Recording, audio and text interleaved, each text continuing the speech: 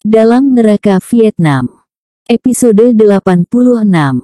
Perwira Vietcong, yang mukanya merah karena pengaruh alkohol, merobek blus si gadis. Tanpa mempedulikan rontaan dan cakaran gadis pemilik bar tersebut, si perwira dengan amat biadabnya meremas-remas apa saja yang bisa dicapai tangannya pada tubuh si gadis. Bibir dan lidahnya dengan amat jahanamnya menjilati pula hilir mudik. Teman-temannya, terdiri dari seorang perwira muda dan 4 prajurit, yang juga sedang menenggak minuman keras, tertawa cekikikan dan melototkan mata melihat adegan serta tubuh gadis ranum itu tersingkap-singkap di sana-sini. Di ruang bar itu ada 2 orang abang gadis tersebut. Keduanya bertubuh kekar dan bekerja sebagai bartender di bar yang tengah kedatangan tamu 6 tentara Vietcong itu. Kendati yang sedang terancam kehormatannya adalah adik kandung mereka sendiri, namun keduanya takut untuk mencegah. Sebab tentara Vietcong kini selain amat berkuasa, juga amat bengis. Apalagi terhadap penduduk Vietnam blasteran Eropa seperti mereka. Tetapi akhirnya, karena kelakuan perwira itu semakin tak beradab, dan adiknya semakin diperlakukan amat tidak senonoh, abang yang tertua tak bisa lagi berdiam diri. Dia mendekat, maksudnya sekedar mencegah agar perlakuan biadab dan brutal terhadap adiknya itu dihentikan. Namun itulah langkahnya yang terakhir. 2 langkah menjelang sampai ke tempat si perwira yang duduk sembari meremas dan menciumi bagian-bagian tertentu tubuh adiknya. Perwira yang seorang lagi menarik pistol di pinggangnya. Menembak. Dor. Pemuda Indo-Vietnam Perancis itu terjungkal dengan kening berlobang. Hanya sedikit darah yang meleleh dari lobang di jidatnya. Namun dari bahagian belakang kepalanya, cairan merah bercampur putih kelihatan merembes ke lamai, makin lama makin banyak. 2 pelayan wanita, keduanya orang Vietnam, yang berada di balik bar, menjerit-jerit. Abang si gadis yang seorang lagi, tertegak kaku. Si gadis yang berada dalam pelukan si perwira menjerit-jerit. Tapi kelima tentara Vietcong yang sedang menikmati minuman dan tontonan merangsang itu malah pada bertepuk tangan dan tertawa cengengesan. Peristiwa ini terjadi di kota Da Nang, kota terbesar kedua di Vietnam Selatan setelah Saigon. Saat itu tak ada lagi Vietnam Utara dan Selatan. Seluruh Vietnam Selatan baru saja sebulan jatuh ke tangan Vietnam Utara. Vietnam kini hanya ada satu, Vietnam Raya. Suara tembakan si perwira yang membunuh abang si gadis pemilik bar tersebut tak terdengar keluar. Kendati di jalan di depan bar itu ratusan manusia hilir mudik.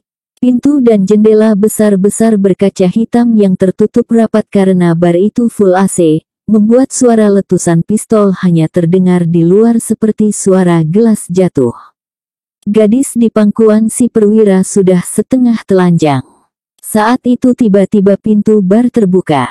Di pintu, dalam sikap ragu-ragu, terlihat berdiri seorang lelaki yang posturnya agak semampai. Namun wajahnya terlihat asing. Kendati masih kentara wajah Asianya, namun dipastikan dia bukan dari ras Cina seperti Vietnam, Kamboja, Laos atau Taiwan. Tak ada yang memperhatikan, kecuali abang si gadis yang masih hidup dan 2 pelayan yang tegak menggigil di belakang meja kasir. Mereka heran kenapa lelaki asing itu muncul lagi. Padahal tadi, beberapa saat sebelum ke-6 tentara Vietnam ini masuk, lelaki yang tegak di pintu itu sudah mereka usir. Lelaki asing itu berhenti sesaat di depan pintu. Melihat ke mayat yang terbujur, lalu menatap ke arah 6 tentara yang tengah melanjutkan minum mereka. Ke-6 tentara itu bersikap seolah-olah tak pernah terjadi sesuatu yang penting sedikit pun. Di berbagai kota bekas Vietnam Selatan yang baru saja ditaklukkan, seseorang yang ditembak mati tentara nampaknya sudah merupakan sesuatu yang lumrah. Tak perlu diusut apa sebab atau apa salahnya. Lelaki asing yang baru masuk itu menatap kepada si perwira yang mendekap gadis pemilik bar itu, yang mulutnya semakin ganas saja menjalar hilir mudik di bahagian depan tubuh si gadis, yang tak berdaya sedikit pun untuk membebaskan diri. Lepaskanlah gadis itu. Tiba-tiba gelak tawa kelima tentara Vietnam itu dan suara desah nafas si perwira yang tengah menjahanami gadis pemilik bar tersebut dipecah oleh suara lelaki asing di depan pintu itu. Suaranya terdengar perlahan namun dingin. Permintaan yang diucapkan dalam bahasa Inggris itu memaksa semua tentara Vietnam di dalam bar tersebut menolehkan kepala. Mereka menyangka yang mengucapkan kata-kata itu adalah orang Eropa atau Amerika. Tetapi ketika mereka menoleh, mereka hampir tak percaya dengan yang mereka lihat. "Lepaskan dia, dan keluarlah dari sini baik-baik," kembali terdengar suara lelaki di depan pintu itu. Suaranya sedingin subuh berkabut, setajam pisau cukur. Si perwira yang baru saja menembak kepala pemilik bar itu, berdiri dengan pistol yang masih tergenggam di tangannya. Lalu dia mengarahkan moncong pistolnya kepada lelaki asing tersebut. Lelaki itu usahkan berbedil, sepotong kayu yang paling kecil pun tak ada di tangannya untuk membela diri. Benar-benar sebuah sikap bunuh diri, berani-beraninya mengancam tentara Viet Cong. "Sebutkan namamu. Sebelum kutanamkan timah panas ini di antara kedua matamu," desis si perwira sambil mulai menekankan jarinya di pelatuk pistol. "Nama saya si bungsu, Dor-er." Pistol di tangan si perwira menyala. Asap tipis mengepul dari ujung laras pistolnya. Namun peluru yang muntah dari pistol si perwira itu ternyata menghantam loteng. Perwira itu masih tegak beberapa detik. Kemudian tubuhnya jatuh tergelantung ke atas meja yang dikelilingi 5 rekan-rekannya. Menghantam dan memberantakkan gelas serta botol di meja tersebut. Kelima temannya dengan terkejut melihat sebuah pisau berbentuk samurai sebesar telunjuk, yang panjangnya mungkin hanya sejengkal, terbenam hampir ke hulunya. Merancap persis di antara kedua mata si perwira. Hanya sesaat, 4 prajurit yang duduk mengitari meja itu segera bangkit dari kursinya, meraih bedil yang mereka sangkutkan di sandaran kursi masing-masing. Lalu berbalik menghadap ke lelaki yang baru saja menyebutkan namanya, si bungsu itu. Nama yang amat asing di telinga mereka. Mereka mengokang bedil, namun itulah gerakan terakhir yang dapat mereka lakukan. Sebab tangan lelaki asing itu kembali bergerak. Dari tangannya meluncur kilatan yang amat sulit diikuti pandangan mata. Keempat tentara itu segera rubuh malang melimang. Sebilah samurai kecil menghujam di salah satu bahagian yang mematikan di tubuh mereka. Ada yang terhujam di jantung, ada yang di antara dua mata, ada yang di leher. Satu-satunya yang masih hidup adalah si perwira yang masih memeluk gadis pemilik bar yang sudah setengah telanjang itu. Sadar bahwa yang baru datang ini bukan sembarang orang, perwira itu bersikap amat hati-hati. Masih dalam posisi duduk dia segera mencabut pistol, kemudian dengan cepat menempelkan ujungnya ke pelipis si gadis. Setelah itu dengan cepat pula dia bangkit, menghadap kepada orang asing itu dengan si gadis menjadi tameng di depan tubuhnya. "Buang senjatamu, datang kemari dengan merangkak," desisnya dalam bahasa Inggris yang kelam kabut.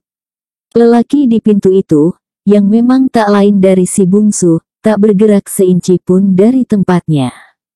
Kedua tangannya tergantung di sisi tubuhnya. Dia menatap dengan tatapan yang menegakkan bulu roma. "Lepaskan gadis itu," desisnya lagi. Melihat lelaki di pintu tak memegang senjata apapun, perwira Vietnam itu melepaskan ujung pistolnya dari pelipis si gadis, kemudian dengan cepat menembak orang yang telah membunuh rekannya itu. Namun pelurunya juga menghajar loteng. Dia meringis. Tanpa dapat dia tahan pistolnya terlepas dari genggaman, jatuh ke lantai. Tangan kanannya lumpuh total, akibat nadi utamanya yang terletak di lipatan sikunya putus dihantam samurai kecil lelaki tersebut. Kini samurai kecil itu masih tertancap di lengannya. Si gadis yang masih berada dalam pelukan si perwira meronta, dan lepas. Dengan susah payah dia berusaha menutupi bahagian atas badannya yang sudah tak bertutup apapun, dengan sobekan bajunya yang tergantung-gantung. Gadis itu terkejut setelah melihat lebih teliti ke arah lelaki yang telah menyelamatkan kehormatannya, yang telah membalaskan kemarahannya. Lelaki itu ternyata lelaki yang tadi dia usir keluar dari barnya ini. Bukan apa-apa, bar ini sebagaimana umumnya bar-bar yang agak baik sampai bar kelas atas, dilarang melayani orang asing. Hanya boleh melayani tentara Vietnam atau orang Vietnam asli. Bagi tentara, polisi dan aparat harus diberikan korting 50%. Kini, lelaki yang dia usir itu ternyata telah menyelamatkan nyawanya. Kalian akan digantung semua, terdengar si perwira yang lumpuh tangan kanannya itu mengancam. Melihat tak seorang pun yang bereaksi, dengan cepat dia meraih pistol yang berada dalam genggaman temannya yang mati terlentang di meja. Karena si bungsu terlindung oleh sebuah tiang, maka pistol itu diarahkan kepada si gadis pemilik bar. Namun pelurunya menghantam botol-botol di belakang kasir, setelah menyerempet pelipis si gadis. Dan setelah itu perwira tersebut tersungkur, hidungnya remuk menghantam ubin. Di tengkuknya tertancap sebuah samurai kecil. Sepi. Gadis pemilik bar itu, sembari menghapus darah yang mengalir di pelipisnya yang diserempet peluru, kembali menatap orang yang untuk kedua kalinya menyelamatkan nyawanya. Maaf, saya terpaksa kembali kemari untuk menjemput ransel saya yang tertinggal, ujar si bungsu perlahan, sembari melangkah ke arah kursi di mana tadi dia duduk. Diambilnya ransel yang tertinggal di bawah meja. Sembari menyandang ransel di bahu, si bungsu mendekati keenam mayat tentara Vietcong yang bergelimpangan malang melimang di dalam bar itu. Dicabutinya satu demi satu samurai kecil yang tertancap di tubuh mayat tentara tersebut. Setelah menghapus darah dari tiap samurai kecil itu ke pakaian si tentara yang menjadi korban, dia lalu menyelipkan bilah-bilah samurai itu ke sabuk di balik lengan baju panjangnya. Sampai detik itu, gadis pemilik bar yang nyaris diperkosa dan abangnya yang masih hidup, berikut dua pelayan bar dekat meja kasir, tak seorang pun yang mampu bicara. Mereka hanya menatap dengan diam kepada lelaki asing bernama si bungsu itu. Tentara Vietcong yang sejak sebulan terakhir menjadi penguasa baru di wilayah selatan ini, teramat sangat berkuasa.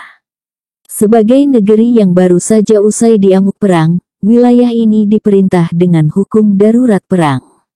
Tentara Utara, yang sudah belasan tahun bertempur dan berhasil mengalahkan tentara Selatan dan sekaligus mengusir tentara Amerika, berhak menembak mati siapa saja yang dicurigai sebagai musuh dan mata-mata. Selama sebulan sejak Selatan jatuh ke tangan Utara, di kota Danang ini saja sudah susah menghitung korban yang ditembak tentara. Mereka menembak orang yang dicurigai di sembarang tempat. Di jalan, di toko, di rumah, di pasar. Tidak ada ukuran yang pasti, siapa yang bisa dikategorikan sebagai orang yang dicurigai. Yang jelas, siapa saja yang tak disenangi tentara bisa dianggap sebagai orang yang dicurigai. Karenanya nyawa mereka boleh dicabut di mana saja dan kapan pun diinginkan. Tak peduli di pasar, di restoran, di bus, di kereta api, termasuk di rumah mereka sendiri. Usai menyisipkan samurai-samurai kecilnya, si bungsu melangkah ke pintu. Saat itulah si gadis pemilik bar menyadari bahwa dia harus berbuat sesuatu, atau paling tidak mengucapkan sesuatu kepada lelaki asing yang telah menyelamatkan kehormatan dan nyawanya. Tunggu, si bungsu berhenti. Gadis itu memberi isyarat kepada abangnya. Si abang berjalan ke pintu, membalikkan papan kecil yang tergantung di kaca pintu, yang ada tulisan dalam bahasa Chu Nom, yaitu bahasa nasional Vietnam berdasarkan sistem tulisan Cina. Dia membalikkan papan kecil putih itu. Jika tadi tulisan, buka, menghadap keluar, setelah papan dibalikkan, maka kini yang mengarah keluar adalah tulisan, tutup. Setelah itu dia berjalan keluar. Dari luar, dengan pura-pura tak terjadi apa-apa, ditutupkan pula lapisan papan yang menjadi pelindung kaca-kaca pintu dan jendela. Kaca-kaca reben hitam dan lebar. Setelah mengunci pintu papan dari dalam, dia masuk. Gadis Indo-Vietnam Perancis pemilik bar itu memberi isyarat kepada abangnya, kemudian kepada dua gadis pelayan lainnya. "Taruh dahulu mayat-mayat ini di ruang pendingin di belakang," ujarnya pada si abang. "Kalian segera bersihkan bekas darah," ujarnya pada kedua gadis pelayan. Setelah itu dia menatap pada si bungsu, sementara kedua tangannya masih berusaha memegangi sobekan blus dan roknya untuk menutupi beberapa bagian tubuhnya. "Janganlah meninggalkan kami saat ini, saya mohon," ujarnya perlahan dengan air mata mulai menggenang, tatkala dia lihat lelaki asing itu masih tegak berdiam diri. "Saya mohon maaf atas pengusiran Anda dari bar ini tadi," ujarnya lagi. "Bersedialah ikut saya ke atas," mohonnya sembari melangkah perlahan ke arah tangga. Dia berhenti dan menatap ke arah si bungsu, karena si bungsu masih saja belum bergerak setapak pun dari tegaknya. "Please," ujarnya memohon. Si bungsu yang baru saja tiba di kota Da Nang ini akhirnya melangkah mengikuti gadis itu. Sebenarnya apa asal-muasal makanya dia terlibat dalam kasus di bar itu? Kenapa tadi dia sampai diusir? Si bungsu masuk ke bar tersebut karena bar itulah yang terdekat saat dia turun dari taksi, yang membawanya dari lapangan udara. Dia ingin mencari penginapan. Namun rasa haus membuat dia memasuki bar pertama yang nampak oleh matanya di pusat kota Da Nang ini. Setelah duduk, seorang pelayan, nampaknya gadis asal Vietnam, mendekatinya. Gadis itu bicara padanya. Dia tak mengerti bahasa yang diucapkan gadis cantik tersebut. Tapi dari nada ucapannya dan telunjuknya yang mengarah ke pintu, dia mengerti bahwa gadis pelayan itu menyuruhnya keluar. "Saya hanya minta cola-cola," ujarnya perlahan.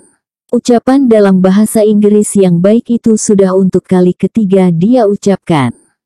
Pelayan itu akhirnya bosan, mungkin juga muak dan marah. Dia berjalan ke arah bar, bicara dengan seorang gadis yang sejak tadi asyik mencatat-catat sesuatu di mejanya. Gadis itu, nampaknya pemilik bar, menoleh ke arah lelaki yang tak mau disuruh keluar itu. Dia menyelipkan ballpoint di tangan kirinya ke daun telinga kanan. Kemudian bersiul. Siulan pendek yang keluar dari sela bibirnya yang merah, menyebabkan dua lelaki kekar yang sedang membersihkan meja meninggalkan pekerjaan mereka. Lalu melangkah mengikuti si bos ke meja si lelaki yang masih saja duduk dan menatap ke manusia yang lalu lalang di jalan, di luar restoran. Vietnam saat itu masih berada dalam suasana mabuk kemenangan. Tak satu negara pun di dunia yang percaya Amerika yang memiliki ribuan pesawat tempur super modern dan senjata tercanggih di dunia, akan mengalami kekalahan dalam peperangan melawan Vietnam Utara yang hanya bermodal nekat. Tapi, beberapa bulan yang lalu ketidakpercayaan itu menjadi kenyataan. Amerika harus menelan kekalahan teramat pahit dan amat memalukan.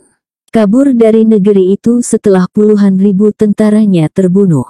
Belasan ribu lainnya dinyatakan hilang tak tahu rimbanya.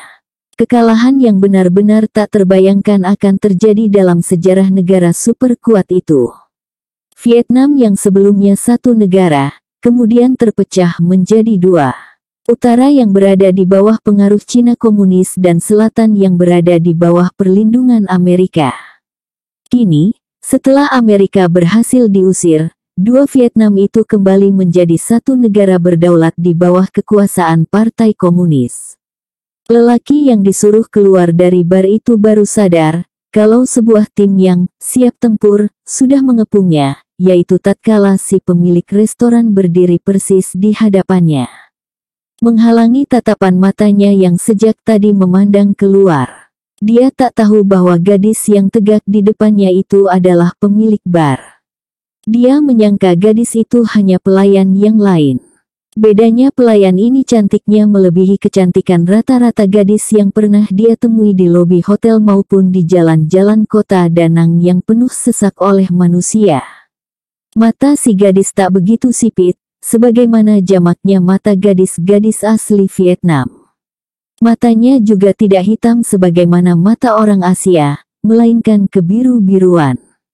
Dengan mata seperti itu, ditambah hidung mancung, sekali lihat orang dengan mudah mengetahui bahwa dia lahir dari sebuah perkawinan campuran. Mungkin gadis ini blasteran Perancis. Hal itu kentara dari tubuhnya yang mungil dan bahasanya yang rada sengau. Negeri ini dahulu memang menjadi jajahan Perancis. Wajar saja kalau kemudian di negeri ini banyak lahir anak-anak blasteran Perancis. Melihat gadis itu tegak di depannya, si lelaki kembali berkata dengan sopan. "Boleh saya pesan Coca-Cola dengan es?" "Tuan sudah diminta untuk keluar dari restoran ini," ujar gadis itu dengan suara datar, dalam bahasa Inggris dengan aksen Perancis tapi berlogat bahasa Vietnam dari rumpun A6 tinggi. Si lelaki merasa heran bercampur terkejut. Dia ingin bertanya, namun tatapan si gadis membuat dia menoleh ke belakangnya.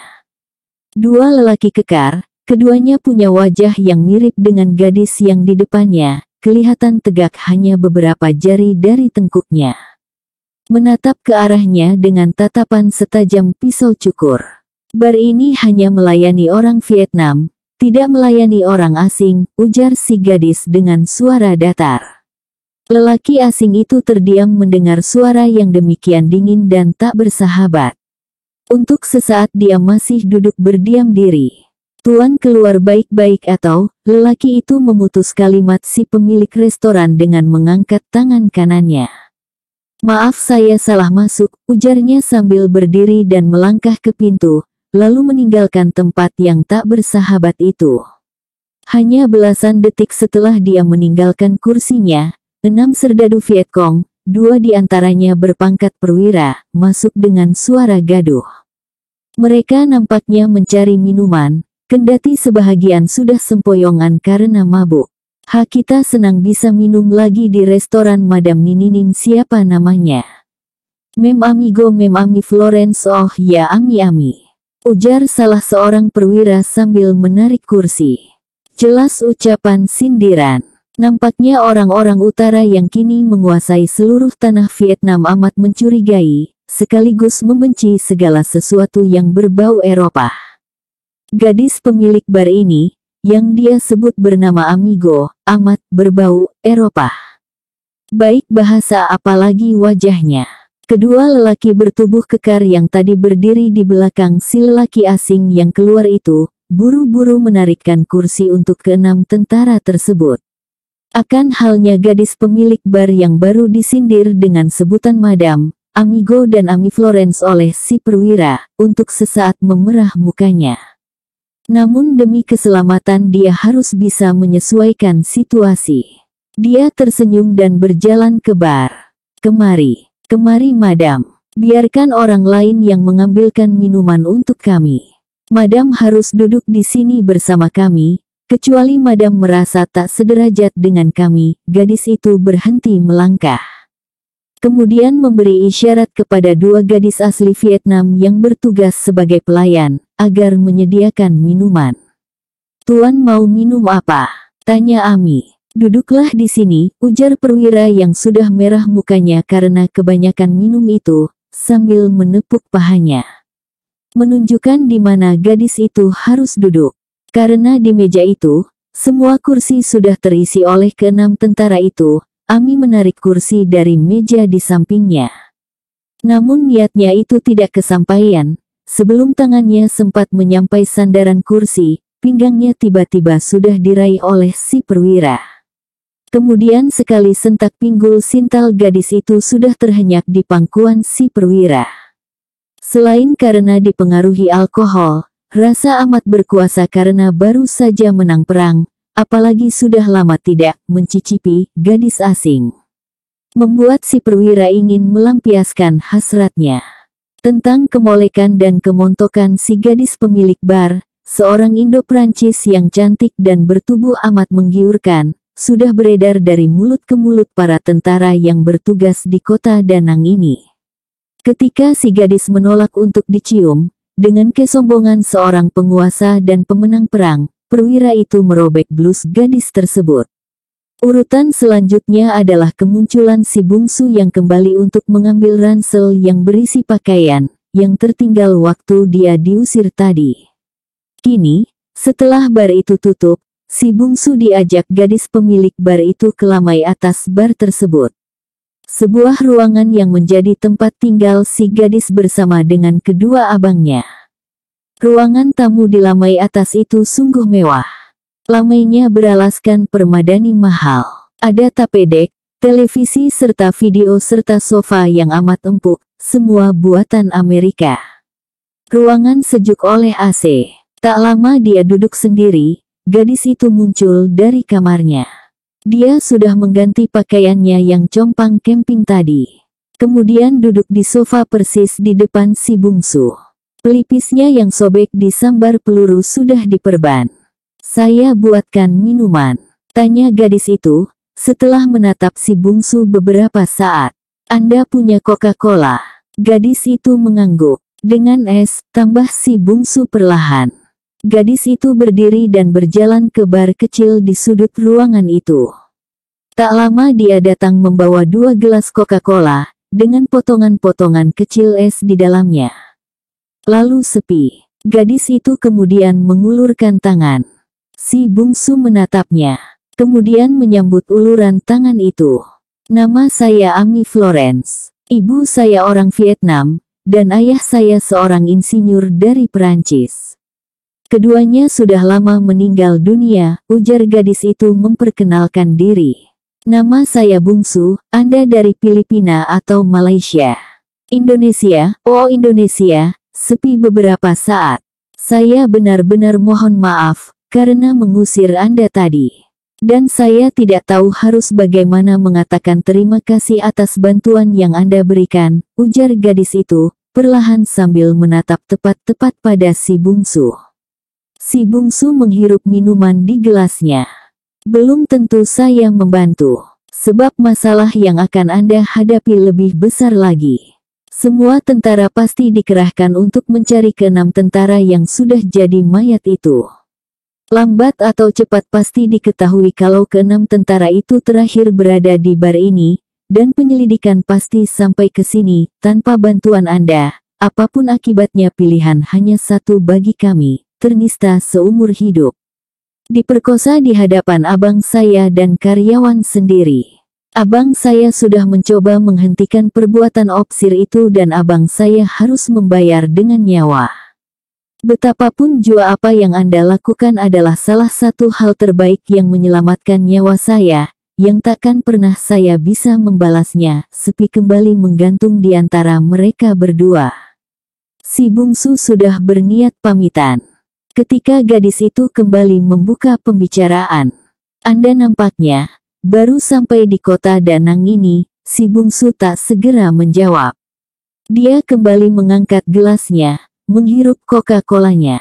Kemudian dia mengangguk. Agak aneh juga. Sementara semua orang-orang asing di seluruh Vietnam Selatan sudah angkat kaki. Anda justru datang ke negeri yang sedang dilanda teror ini, mereka bertatapan. Abang Amy Florence tiba-tiba muncul di ruang atas bar tersebut. Ada 2 tentara menggedor pintu.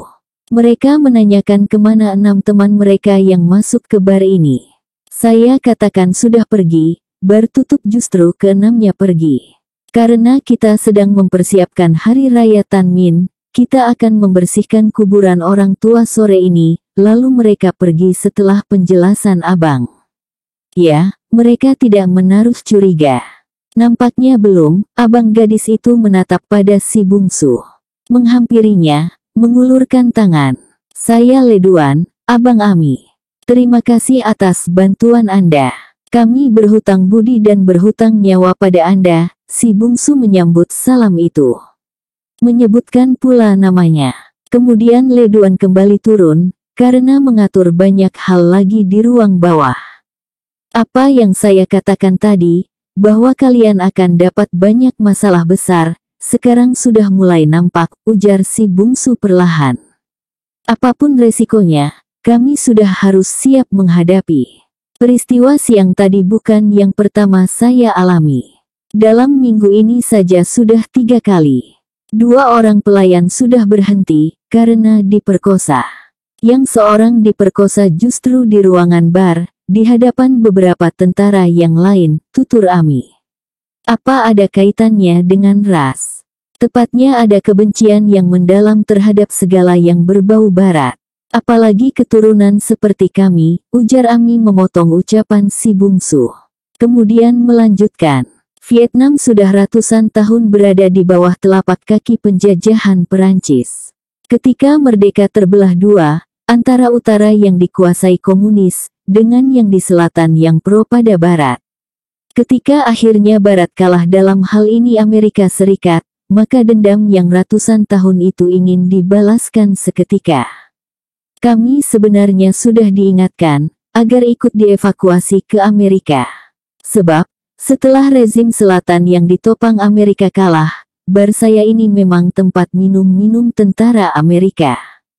Tentu saja kami dicap antek imperialis, si bungsu menghirup Coca-Cola di gelasnya. Ingin tambah? Terima kasih. Terima kasih juga untuk minuman gratis Anda. Sudah saatnya saya pergi. Saya mohon diri, saya harus mencari penginapan, ujar si bungsu sambil meraih ranselnya. Anda bisa menginap di sini, ujar gadis itu cepat. Apakah bar ini juga berfungsi sebagai penginapan? Ujar si bungsu sambil memperhatikan ruangan di atas bar itu. Tidak, ini rumah pribadi. Namun saya sangat berterima kasih dan mendapat kehormatan jika Anda mau menginap di sini. Abang saya memiliki kamar di bawah. Di lantai atas ini ada 3 kamar tidur. Sebuah kamar saya, 2 lagi kamar bargel, para pelayan bar. Dahulu jumlahnya 4 orang, namun kini hanya tinggal 2 orang. Kamar yang satu bisa Anda, ucapannya terputus, karena si bungsu sudah melangkah pergi. Terima kasih jamuan minumnya, Nona, tidurlah di sini. Please, mereka bertatapan sama-sama terpaku dalam diam. Nona, Anda belum mengenal saya. Anda sudah melihat di bawah tadi. Betapa saya memiliki keahlian yang nyaris tak tertandingi dalam membunuh orang. Dengan mudah Anda dan saudara lelaki Anda bisa saya habisi dan harta kalian saya rampok. Anda takkan kembali ke bar setelah saya usir. Jika Anda benar-benar tidak ingin menolong saya, si bungsu menatap gadis itu. Maksudmu, saya tahu, ransel Anda tidak tertinggal. Tetapi Anda tinggalkan dengan sengaja.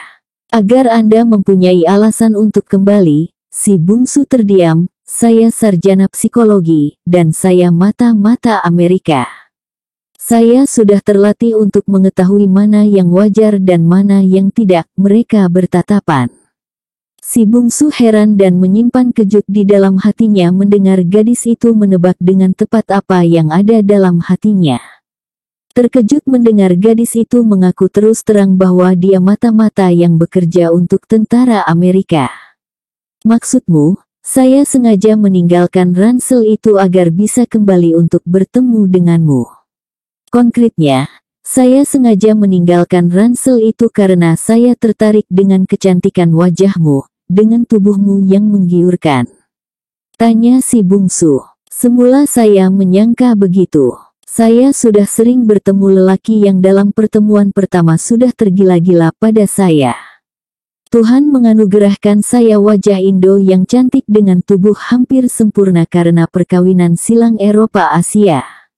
Namun dugaan saya salah. Setelah melihat Anda menghabisi nyawa ke-6 tentara itu dengan pisau kecil dari balik lengan baju Anda. Saya segera tahu, Anda tinggalkan ransel karena Anda mempunyai indera ke-6 yang amat tajam. Yang mampu mencium bahaya yang bakal menimpa kami. Jika uraian saya tadi, yang didasarkan analisa keilmuan yang saya kuasai benar adanya, saya harap Anda menginap di sini, ujar Ami Florence. Mereka kembali bertatapan, lama dan saling berdiam diri. Bagaimana jika analisa Anda ternyata salah, Nona? Saya yakin apa yang saya simpulkan benar, ujar Ami. Mau tak mau si bungsu kagum pada ketajaman analisis gadis di depannya ini. Ketika diusir tadi, dia memang merasa ada yang aneh menjalari pembuluh darahnya. Perasaan itu biasanya datang jika ada bahaya mendekat. Dia tatap orang-orang di dalam bar itu. Tak satu pun yang mengirimkan isyarat bahaya pada dirinya. Dia jadi maklum, bahaya justru akan menimpa orang-orang di hadapannya ini. Oleh karena itu dia langsung tegak dan sengaja meninggalkan ranselnya. Dia tak pergi jauh, hanya di seberang jalan. Tak lama dia tegak di sana, pembenaran firasatnya muncul saat 6 tentara Viet Cong dia lihat masuk ke bar itu. Dan terjadilah peristiwa itu. Kini ditatapnya gadis itu, memikirkan tawaran menginap di sana. Dia baru dan asing di kota ini, tak tahu di mana hotel terdekat. Sebaiknya Nona tunjukkan saja pada saya hotel terdekat dari sini, Ami Florence menatapnya. Beri saya kesempatan membalas budimu dengan menyediakan tempat menginap bagimu di sini, please. Akhirnya si bungsu mengalah. Capek dan tak tahu harus kemana, membuat dia menerima tawaran gadis itu. Dia mengangguk. Ami tersenyum, ada lesung pipit di pipinya. Si bungsu akhirnya juga tersenyum. Saya tunjukkan kamarmu, ujar gadis itu, sembari membawa si bungsu melimasi lamai beralas permadani. Ada 3 kamar yang tersusun secara amat artistik. Ami membuka pintu salah satu kamar tersebut, mengantarkan si bungsu masuk ke dalam. Masing-masing kamar ditata dengan isi yang mewah, seperti layaknya kamar hotel kelas menengah. Ada kamar mandi dengan bathtub, ada telepon dan televisi. Untuk saat ini, di seluruh kota Danang Anda takkan mendapatkan tempat menginap sebaik ini. Semua hotel dan penginapan sudah diambil alih tentara. Saya akan ke bawah, Anda istirahatlah. Kita bertemu saat makan malam, ujar Ami sambil melangkah ke pintu. Di pintu gadis itu berhenti, memutar badan dan menatap ke arah si bungsu. Saya tahu Anda terkejut ketika tadi saya mengatakan terus terang, bahwa saya adalah anggota spionase di pihak Amerika. Kenapa saya memilih bekerja untuk Amerika, lain kali bisa kita bicarakan.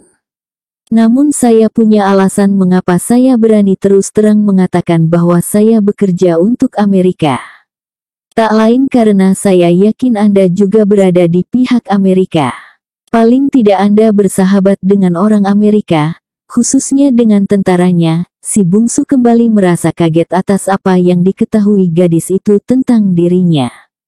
Namun dia kembali menyimpan saja rasa kagetnya dalam hati. Tidak ingin bertanya dari mana saya tahu Anda berada di pihak Amerika, atau berteman dengan tentara Amerika. Si bungsu tidak mengangguk, tidak pula menggeleng. Dia masih tetap tegak dengan ransel di bahu. Ransel di bahu Anda itu. Bagi orang lain, bahkan bagi sebahagian besar orang Amerika sendiri, mungkin tak melihat perbedaan antara ransel yang Anda bawa dengan puluhan ribu ransel lainnya, yang dipakai tentara Amerika. Ribuan ransel kini bisa dibeli di pasar loak. Baik bekas tentara Perancis, Inggris, Amerika, Cina maupun Rusia. Namun ransel yang di bahu Anda itu memiliki tanda-tanda khusus, yang hanya diketahui sedikit orang. Dan ransel itu hanya dimiliki oleh para perwira Amerika lulusan West Point. Sungguh, ransel yang seperti Anda miliki itu memiliki nilai yang amat pribadi bagi pemiliknya. Anda takkan menemukannya di pasar loak di Danang maupun Saigon, yang kini sudah berganti nama menjadi Ho Chi Minh. Perwira yang memberikan itu tentulah merasa amat berhutang budi pada Anda. Sehingga dia memberikan benda yang amat bernilai amat pribadi itu pada Anda. Gadis itu menghentikan uraiannya yang panjang lebar. Kali ini si bungsu tak dapat menyembunyikan rasa kagumnya pada kecerdasan dan ketajaman penglihatan gadis tersebut. Namun kembali dia tak memberikan komentar apapun. Dia melangkah ke sisi pembaringan, meletakkan ransel itu di sana. Ketika gadis itu menutupkan pintu, si bungsu menghenyakkan pantatnya di tempat tidur. Membuka sepatu, membuka baju, membuka ban karet yang disisipi samurai kecil di pergelangan tangan kanannya. Kemudian membuka ban karet di lengan sebelah kirinya. Samurai-samurai kecil itu dia letakkan di meja kecil dalam ruangan tersebut. Kemudian menghidupkan televisi. Menekan tombol pencari siaran. Hanya 3 channel yang ada siaran. Ketiganya siaran resmi Vietnam dalam bahasa Inggris, Perancis, dan Vietnam. Dia memilih yang berbahasa Inggris. Dengan kaos singlet dia membaringkan diri di tempat tidur, mendengarkan siaran berita. Televisi menyiarkan, dalam perang yang baru saja berakhir serdadu Amerika yang berhasil dibunuh tentara Vietnam berjumlah 123.000 orang. Dikabarkan pula, selain yang terbunuh, Amerika juga mengklaim 50.000 tentaranya hilang selama peperangan. Amerika menuduh Vietnam menahan dan menyiksa tentaranya yang tertawan di ribuan tempat penahan yang terpencar di berbagai belantara. Si bungsu teringat McKinley, seorang temannya yang berpangkat kolonel, veteran perang Vietnam, bercerita bahwa selama perang yang berakhir amat memalukan bagi Amerika itu negaranya kehilangan 56.000 serdadu karena tewas. Sebanyak 18.000 lainnya hilang dan dinyatakan sebagai MIA, Missing in Action.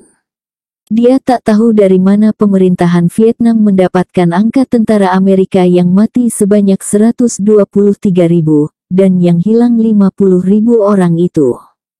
Jelas itu angka propaganda. Ingin memberikan kesan kepada rakyat betapa hebatnya tentara Vietnam. Sebab dalam berita itu tentara Vietnam yang gugur hanya dikatakan 100.000 lebih sedikit dari tentara Amerika. Padahal menurut McKinley, jumlah tentara Vietnam yang mati dalam pertempuran selama lebih kurang 12 tahun itu tak kurang 500.000. Usai pembacaan berita, Presiden Vietnam Nguyen Hu To tampil menyampaikan pesan agar sekitar 200.000 bekas tentara Vietnam Selatan yang masih belum menyerahkan diri segera melapor ke markas tentara-tentara terdekat. Batas waktu untuk diproses dengan hukum militer hanya sampai akhir Juni tahun 1975. Selewat batas itu, semua tentara yang tak menyerahkan diri akan ditembak bila tertangkap. Si bungsu teringat keterangan McKinley. Puluhan ribu tentara Vietnam Selatan yang tak sempat keluar dari selatan saat Vietnam jatuh, pada melepaskan pakaian seragam dan mencampakkan bedil mereka. Sebagian besar masuk ke hutan, lari menuju perbatasan Kamboja atau Laos, berusaha untuk menyeberang ke perbatasan. Takkan ada mahkamah militer seperti yang disebutkan Presiden Nguyen Hu To. Semua tentara yang menyerahkan diri akan ditembak mati. McKinley juga mengatakan kalau Nguyen Hu To adalah presiden ketiga sejak kejatuhan Vietnam Selatan. Presiden pertama yang diambil sumpahnya sesaat setelah Saigon jatuh pada tanggal 23 April adalah Tran Van Hong. Beberapa hari sebelumnya Presiden Nguyen Van Thieu lari terbirit-birit ke Amerika. Tapi hanya beberapa hari duduk di kursi kepresidenan, Van Hong dicopot militer, digantikan oleh Duong Van Min. Orang ini pun hanya beberapa hari memerintah. Masih bulan April itu juga, Nguyen Hu To naik ke pucuk kekuasaan. Dialah yang kini sedang berbicara dalam siaran televisi nasional. Mayat ke-6 tentara itu dikubur di ruang bawah tanah bar itu. Abang Ami juga dikubur di sana tapi di tempat yang berbeda. Mayat ke-6 tentara itu disiram dengan sianida, sehingga menjadi hancur. Sementara kedua gadis pelayan bar disuruh pulang. Mereka tak perlu dicurigai akan membocorkan rahasia. Sebab keduanya juga bahagian dari jaringan mata-mata Amerika, yang direkrut jauh sebelum Amerika angkat kaki dari Vietnam. Penjelasan itu didapat si bungsu dari penuturan Ami, tatkala mereka ngobrol di ruang tengah, usai makan malam. Peristiwa tadi siang nampaknya tak terlalu mengguncang Ami dan abangnya yang masih hidup. Sebagai orang yang dengan sadar memilih dunia spionase sebagai pekerjaan, pembunuhan atau teror sudah menjadi bagian kehidupan mereka selama bertahun-tahun. Kini jelaskan kenapa Anda sampai tersesat ke neraka yang masih menggelegak ini, bungsu, ujar Ami Florence sambil menghirup kopi panas. Pernah mendengar nama RR? Tanya si bungsu. Rosie Rogers, anak gadis miliarder Alfonso Rogers, blasteran Inggris Spanyol. Ikut ke Vietnam dengan divisi kesehatan. Tahun 1973 dengan 2 petugas kesehatan lainnya dinyatakan sebagai personil missing in action, hilang saat bertugas. Saat itu satuannya sedang merawat tentara dan penduduk yang terluka di sebuah desa dekat pantai, di Teluk Tonkin, tak jauh dari kota Ha Tin. Ayahnya sudah mengeluarkan uang jutaan dolar, membayar 3 tim ekspedisi untuk mencari anaknya. Namun jejak gadis itu hilang, tak berbekas, papar Ami, sambil menatap lelaki di depannya, kemudian menyambung. Kedatangan Anda ke neraka ini untuk mencarinya. Ya, Anda tentu dibayar mahal miliarder Rogers, seperti itulah maksudnya. Saya diberi dana tak terbatas sampai berhasil menentukan anak tersebut, saat Anda berada di belantara sana, karena amat besar kemungkinan di sanalah gadis itu dan teman-temannya disekap, uang menjadi tak ada arti. Orang tak bisa keluar untuk membelanjakannya, jika uang tak berarti, apa yang diperlukan untuk membebaskan para tawanan? Penciuman dan penglihatan setajam harimau Afrika, naluri seperti ular kobra, kegigihan seperti tentara Vietcong, kemampuan membela diri dan ketangguhan seperti gajah luka. Demikian tangguhnya tentara Vietcong. Ami tak segera menjawab tapi menghirup kopinya, kemudian menatap lurus-lurus ke mata lelaki asing yang telah menyelamatkan nyawa dan kehormatannya itu. Jawabannya bisa beragam. Pertama, secara kesatuan mereka memang tangguh, buktinya ribuan tentara Amerika dipaksa angkat kaki, meninggalkan perangkat perang berserakan di mana-mana, dan akibat yang tak bisa ditaksir dengan uang adalah rasa malu. Kekalahan ini adalah malu yang takkan bisa dikikis di wajah sejarah Amerika selama dunia berkembang. Ami berhenti sesaat. Kedua, ketangguhan mereka tidak hanya dari ideologi dan militer, tetapi juga tak mau menerima suap dari musuh. Cukup banyak tentara Vietcong mulai dari prajurit sampai jenderal yang korup, begitu juga pejabat sipil. Namun mereka takkan begitu saja menerima uang, berapapun besarnya, jika datangnya dari Amerika. Apalagi tujuannya untuk membebaskan tawanan perang. Gadis itu kembali berhenti dan menghirup kopinya. Kemudian melanjutkan. Setahu saya, Rogers paling tidak sudah 3 kali mengadakan kontak tak resmi dengan pejabat Vietcong. Memohon anaknya dicari dan dibebaskan. Untuk itu dia sanggup membayar sangat tinggi. Tapi sudah 2 tahun berlalu, anak itu tetap hilang tak berbekas. Ami menyudahi penuturannya. Meletakkan cangkir kopi di meja. Menarik nafas dan menatap pada si bungsu. Terima kasih penjelasan Anda. Sebenarnya saya masih ingin mendengar tentang kota Ha Tin di Teluk Tonkin itu, namun saya sudah mengantuk. Saya berharap besok Anda bersedia melanjutkan cerita. Siapa yang menyuruh Anda mengontak saya? Potong Ami. Si bungsu terdiam beberapa saat, menatap gadis itu nanap-nanap. Seorang yang bernama McKinley, ujarnya membuka rahasia. John McKinley. 2 kali terjun ke medan perang Vietnam. Kali pertama tahun 1965 bertugas di Da Nang, semasa masih berpangkat kapten. Tahun 1967 ditarik karena cedera berat setelah kompi yang dia pimpin remuk redam digasak Vietcong di pegunungan perbatasan Laos. Namun dia juga berhasil menggasak batalion Vietcong yang menyerangnya. Pangkatnya naik menjadi mayor. Tahun 70 diterjunkan lagi ke Saigon. Dengan pengalaman perangnya dia memenangkan berbagai pertempuran melawan Vietcong. Dia kehilangan kaki kanannya dalam pertempuran di Hamburger Hill. Tahun 1972 dia ditarik ke Pentagon, menjadi perwira perencanaan taktik dan strategi pertempuran hutan di Mabes Angkatan Bersenjata Amerika itu. Pangkatnya naik menjadi kolonel. Otak Anda seperti kamus, ujar si bungsu. Terima kasih, itu pujian kesekian ribu yang pernah saya dengar diucapkan orang untuk otak saya. Tapi apa hubungannya McKinley dengan Rogers? Tidak tercatat dalam kamus Anda. Tanya si bungsu. Ami tersenyum, menatap si bungsu dan menggeleng. Jika kasusnya tidak terjadi di sini, takkan masuk dalam memori saya. Anda sedikit salah. Hubungan antara McKinley dengan Rogers justru terjadi di sini. Maksudmu, McKinley berpacaran dengan Rosie Rogers?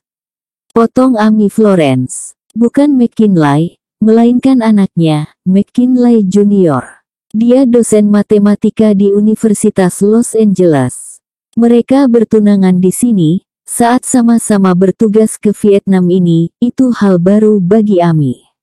Bahwa Rosie Rogers adalah tunangan McKinley Junior. Hei, saya mengenal negerimu, saya sudah 2 kali ke sana, tepatnya ke Bali. Kedatangan saya yang pertama 10 tahun yang lalu. 2 hari saya di Bali, Partai Komunis melakukan kudeta di Jakarta. Saya hampir tak bisa pulang. Kedatangan saya yang kedua tahun 1970, Bali itu sungguh indah, engkau berasal dari sana. Dari Indonesia, bukan Bali. Tepatnya dari Sumatera Barat. Wow, saya pernah ke sana. Sungguh, saya pernah. Ibu kotanya Bukit Tinggi yang ada Grand Canyon bukan? Wow, itu negeri yang indah, terletak di pegunungan. Saya ke sana tahun 70, dari Jakarta naik pesawat terbang ke Padang. Ibu kota provinsi adalah Padang, bukan Bukit Tinggi. Oh ya. Tak apalah. Tapi saya terpikat dengan kota mungil itu. Saya menginap semalam di sana. Esoknya kembali ke Padang, naik pesawat ke Medan, terus ke Singapura dan kembali kemari lewat Taiwan. Malamnya saya sempat makan jagung bakar yang dijual dekat jam besar tinggi dengan huruf-huruf Romawi itu. Si bungsu menatap gadis itu bercerita dengan diam. Di sana Anda lahir, bungsu? Tanya Ami setelah beberapa saat mereka sama-sama terdiam. Tidak. Tapi di sebuah dusun kecil sekitar 70 km dari kota tersebut, lalu Anda datang untuk mencari Rosie Rogers. Kemana gadis itu akan dicari? Barangkali Anda punya saran. Ami menggeleng. Jika dia benar-benar diculik, maka harapan untuk mengetahui di mana tempat dia disekap amat sulit. Ada ratusan tentara Amerika yang dinyatakan hilang dalam bertugas. Seharusnya, dengan jumlah tawanan sebanyak itu, akan mudah dideteksi. Tetapi kenyataannya jejak mereka seperti lenyap ditelan kegelapan. Tak berbekas sama sekali. Apakah mereka dibunuh? Sebahagian, ya. Sebahagian dipelihara agar tetap hidup. Sebab suatu saat kelak para tahanan itu akan menjadi barang yang amat berharga untuk menekan Amerika dalam perundingan. Bagaimana kalau si bungsu tak melanjutkan ucapannya? Maksud Anda, kalau 2 atau 3 orang tentara Viet Cong ditangkap, lalu disiksa agar mau membuka suara? Si bungsu kembali terpana pada ketajaman pikiran gadis di depannya ini, yang bisa membaca jalan pikirannya. Bersambung ke episode 87.